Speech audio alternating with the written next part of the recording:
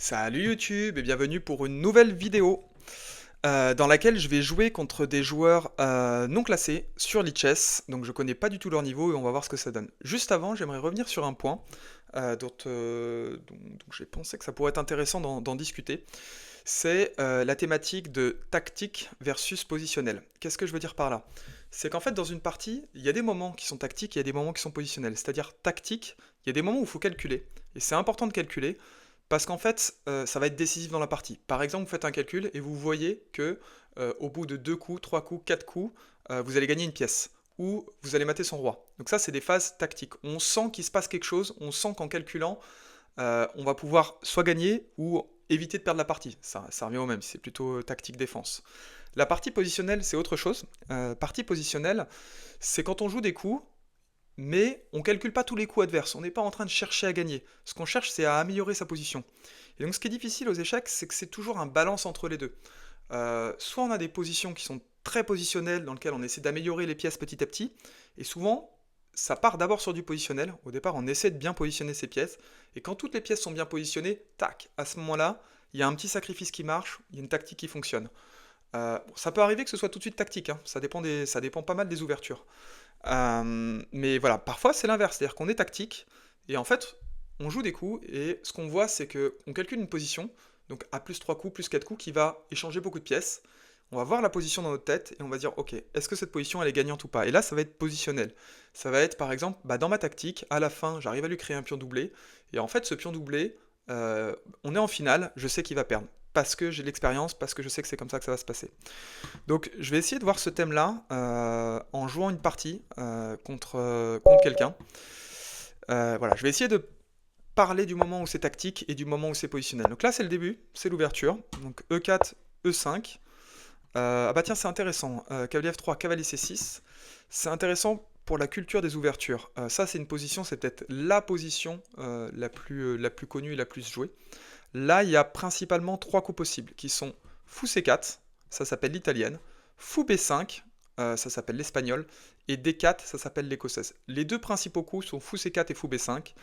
Moi, je joue souvent D4. Comme d'habitude, peut-être que tu commences à me connaître, j'aime bien les ouvertures qui sont pas tout à fait mainstream. C'est bon, mais c'est pas les ouvertures les plus jouées. Donc là, classique, alors j'ai sorti ma dame, hein. J'ai été obligé de sortir ma dame. En général, sortir sa dame en début de partie, c'est pas bon. Simplement, là, on est dans une position où il a plus son cavalier B8. Et en fait, la dame en D4, elle se fait souvent chasser par le cavalier B8 qui vient en C6. Donc là, il est plus là, donc j'ai pas de problème. Donc là, il joue C6. Pourquoi il joue C6? Probablement, bah, pas pour grand-chose. Je vois pas trop à quoi ça sert. Je vois qu'il a joué super vite. C'est un peu bizarre de jouer aussi vite. Donc moi, je vais respecter les principes des échecs. Ce que je vais faire, c'est venir essayer de pilonner son pion D6. Donc pour pilonner son pion D6, je vais essayer de lui mettre une double pression. D'abord un fou en F4 et ensuite un roc. Donc là, je suis encore plutôt sur une phase, on va dire, positionnelle. Parce que je calcule pas des variantes précises. Là, il peut jouer tellement de coups, c'est-à-dire qu'il peut jouer cavalier F6, il peut jouer, je sais pas, dame F6 par exemple pour venir échanger les dames. Il peut venir sortir son fou pour après essayer de pousser son pion. Il peut jouer plein de choses. Donc pour l'instant, c'est pas la peine d'essayer de calculer tous les coups possibles. J'essaie juste de me placer sur des bonnes cases. Donc je vais continuer comme prévu avec un grand roc. Et là, ça y est. Là, je commence à attaquer son pion.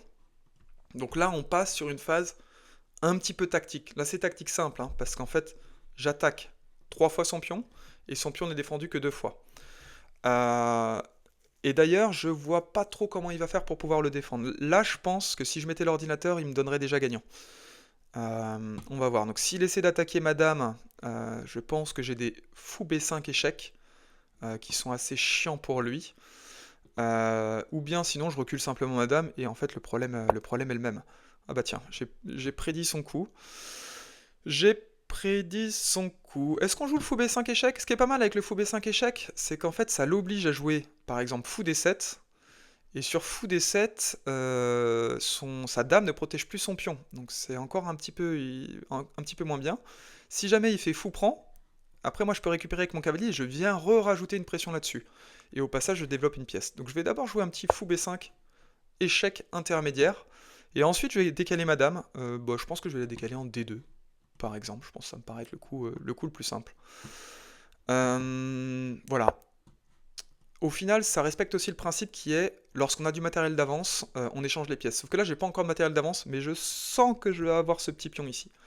Donc là, maintenant, ce qu'on voit, c'est que son pion, il est défendu qu'une seule fois, par son fou, qui n'est toujours pas développé d'ailleurs. Du coup, je vais jouer simplement Dame D2. Dame D2 ou Dame D3? On va jouer Dame D2. Pourquoi Dame D2? Parce que lui, je pense qu'il a envie de jouer fou prend fou, cavalier prend fou, et quand après il se dit ah ouais, mec, il a pas vu, il est pas bon, il a pas vu que je lui prenais son pion en E4. Sauf qu'en fait, je l'ai vu. Ce que j'ai vu, c'est que derrière, j'ai surtout un tour E1 qui ferait un vis-à-vis entre son cavalier et son roi. Donc, tu peux le tenter, hein. Vas-y, hein. Vas-y, franco même. Mais ça risque de pas bien marcher. On va voir ça. Là, ça y est, là, il calcule là. Donc là, c'est plutôt des phases tactiques. On est sur des phases tactiques, on n'est pas en train de se dire, ah, est-ce que j'ai un pion doublé, est-ce que j'ai... Voilà, on n'est pas en train de se demander ce qui se passe là-dessus. Ce qu'on est en train de se dire, c'est, ah bah tiens, et ouais, qui c'est qui avait vu juste sur son cavalier prend E4? Et je devrais me reconvertir comment on dit, en liseur de bonne aventure, un truc comme ça. Donc tour E1. Donc là, là peut-être même qu'il a essayé. Si ça se trouve, il a pris le cavalier, il a essayé d'attraper madame. On ne sait pas. Mais ça n'a pas dû bien marcher s'il a essayé. Donc là, ok, il protège avec F5. Le truc qui va pas, c'est qu'en fait, évidemment, j'ai le petit coup F3. F3, je viens attaquer son cavalier qui est toujours cloué et qui va finir. Et bah, où est-ce qu'il va finir? Il va finir dans le dur, son cavalier.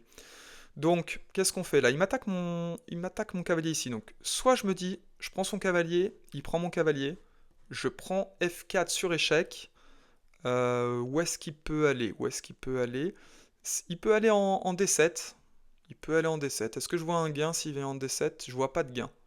Là, on est vraiment dans une phase tactique, hein. C'est vraiment une phase calcul, calcul. Il n'y a pas à penser positionnel de comment j'améliore mes pièces, etc. C'est du calcul. Calcul pur et simple. Donc, un autre truc que je peux faire, c'est venir prendre son pion en D6. Parce qu'en fait, son pion en D6, il est protégé combien de fois? Une fois, deux fois, trois fois. Sauf qu'en fait, ça, c'est pas un vrai protecteur. Pourquoi? Parce qu'en fait, sa pièce est clouée. Donc en fait, il n'est défendu que deux fois. Et il est attaqué quatre fois. Et en fait, son problème là, d'ici d'alignement, bah, je suis pas pressé, moi, de lui prendre sa pièce. Pourquoi est-ce que j'irais prendre son cavalier, sachant que lui va prendre un autre cavalier? Puisqu'en fait, en bougeant ce cavalier, je pourrais même le faire revenir en C3, il aurait toujours son cavalier en prise. Bon, on va jouer plus agressif, on va jouer cavalier prend D6. Et peut-être même que pour se marrer, il va peut-être reprendre avec le fou, je vais peut-être même reprendre avec la dame. Parce que pareil, ça se trouve, il va essayer de bouger son cavalier en disant vas-y, je fais pour cavalier prendre dame, là, c'est bon, je vais finir par la prendre, sa dame. Bah non, tu vas pas finir par la prendre, madame. Enfin, ça pourrait arriver, hein, c'est déjà, c'est déjà arrivé, j'en suis pas très fier. Mais là, ça va pas arriver, là. Allez, on est parti, on enchaîne sur dame prend fou. Alors là, je pourrais aussi faire pion prend. Mais vas-y, allez, dame prend fou.